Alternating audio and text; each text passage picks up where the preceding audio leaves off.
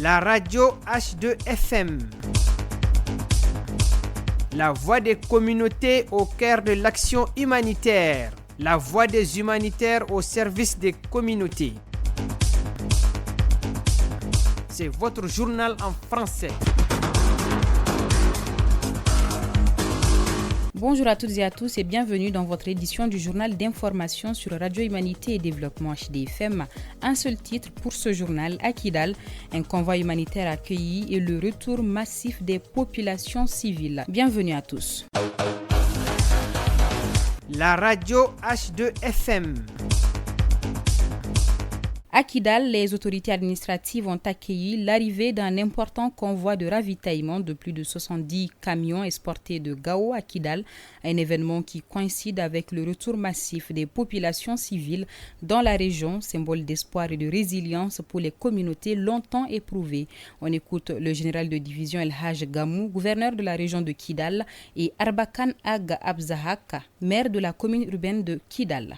Avec la joie que la population de la région de Kidal à accueillir la mission de ravitaillement qui est venue de Gao. Grâce à Allah, aujourd'hui la région de Kidal est très bien ravitaillée. Nous sommes contents pour les efforts faits par le président de la transition, le général d'armée Assimi Goïta, chef suprême des armées, et l'ensemble du gouvernement que nous remercions ici. Je remercie aussi les peuples, toute la population de la région de Kidal pour accueillir cette mission de ravitaillement qui avait amené tout, rien ne manque ce matin dans la région de Kidal. Mon impression c'est celle des mères qui est aux anges parce que voir ces convois passer devant nous ici, c'est pour moi un moment historique. Je suis très émotionné pour trouver les mots justes. Mais ce qui est certain, c'est qu'on remercie d'abord les autorités de la transition, on remercie les gouverneurs de la région, on remercie les populations qui sont sorties, pas seulement pour accueillir les ravitaillements, mais pour acclamer les forces de sécurité et de défense qui ont permis, n'est-ce pas, cet événement. En bref, renforcement des capacités des journalistes maliens. Le système des Nations Unies au Mali a formé 50 journalistes de Bamako et des régions sur le journalisme sensible au conflit et la lutte contre la désinformation.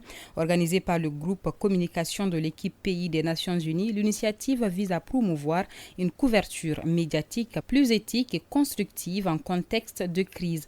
Président de la cérémonie de clôture, Madame Malay Diop, représentant résident et coordinateur humanitaire par intérim de l'ONU au Mali, a salué l'engagement des participants à renforcer la fiabilité de l'information au service de la paix. La Maison de la promotion de la femme Rive Droite a accueilli le lancement du projet Les Échos solidaires porté par l'association Derhan avec l'appui du ministère danois des Affaires étrangères à travers le FAMOC phase 2. La conférence de presse animée en présence de la direction régionale de la promotion de la femme a permis de présenter les objectifs et innovations du projet. Le représentant du programme national de lutte contre les violences basées sur le genre a salué une initiative en parfaite cohérence avec les priorités de l'État dans la lutte contre les VBG, soulignant l'approche inclusive et participative de Derhan. Parmi les actions phares, le projet prévoit le développement d'une application mobile inclusive destinée à améliorer l'accès à l'information et aux mécanismes d'alerte, notamment pour les personnes vivant avec un handicap. Le ministre de la Santé et du Développement social, le médecin colonel-major Assaba Diallo Touré, a ouvert jeudi 13 novembre 2025 l'atelier de socialisation des 181 nouveaux fonctionnaires récemment recrutés au sein du département.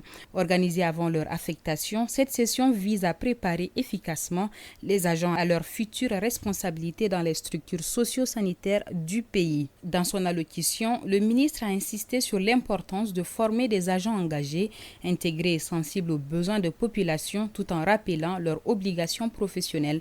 Les 3 jours d'atelier portent sur le statut général des fonctionnaires, l'organisation du système de santé, la responsabilité professionnelle ainsi que l'éthique et la déontologie. Plan international renforce la résilience des élèves à Tombouctou le 13 novembre 2025. Le bureau d'urgence de Plan international à Tombouctou, à travers le projet Action anticipatoire AA, a distribué des kits scolaires et wash aux élèves des localités de Koriomé, Toya et Daï. L'organisation a également poursuivi ses séances de sensibilisation en milieu scolaire. Les activités ont porté sur des leçons modèles d'éducation environnementale, axées notamment sur les effets du changement climatique tels que les inondations et autres catastrophes naturelles. L'objectif est de préparer les enfants à comprendre ces phénomènes et à adopter des comportements résilients. À travers cette initiative, les élèves deviennent des véritables ambassadeurs du climat, engagés pour un avenir plus sûr et durable. Le Bureau de plan international à Tombouctou a distribué des kits NFI à 200 ménages d'enfants vulnérables dans les communes de Doukéré et Alafia dans le cadre du projet GAC financé. Cette action vise à améliorer les conditions de vie des familles les plus exposées, en particulier les enfants, les adolescentes et les jeunes femmes à risque ou survivantes des violences basées sur le genre. Grâce à cet appui, de nombreux ménages bénéficient d'un soutien essentiel pour faire face aux difficultés du quotidien. Le 13 novembre 2025, sous l'impulsion du gouverneur de la région de Gao, une opération humanitaire d'envergure a permis la distribution de 20 000 litres d'eau potable aux habitants des quartiers périphériques particulièrement touchés par les difficultés d'accès à l'eau.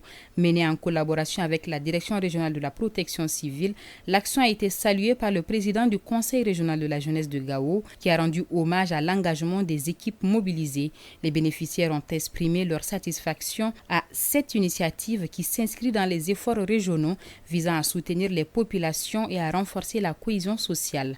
Le président du CRJ a rappelé la résilience des habitants et a réaffirmé l'engagement de la jeunesse de Gao au service de la communauté. Actualité internationale, la crise climatique et déplacements massifs. Un rapport du Haut Commissariat des Nations Unies pour les réfugiés révèle que les catastrophes liées au climat, inondations, sécheresses, désertification ont déplacé 250 millions de personnes au cours des 10 dernières années. Le programme alimentaire mondial, PAM, a suspendu l'aide dans le camp de Zamzam qui accueille un demi-million de déplacés soudanais en raison des combats entre les forces militaires et le groupe paramilitaire RSF. Aide norvégienne à 13 crises. L'agence norvégienne de développement NORAD annonce une allocation de 2,3 milliards de couronnes norvégiennes NOK pour répondre à 13 crises humanitaires majeures en 2025, dont le Soudan, le Yémen, la RDC et l'Afghanistan. Et c'est ce qui met fin à cette édition. Merci à vous de l'avoir suivi. Merci de votre fidélité. Au microphone, vous étiez avec Bibata Mamotouré. La partie technique a été assurée par Salim Djouara. Très bonne suite de programmes sur Radio Humanité et Développement HDFM. La radio H2FM,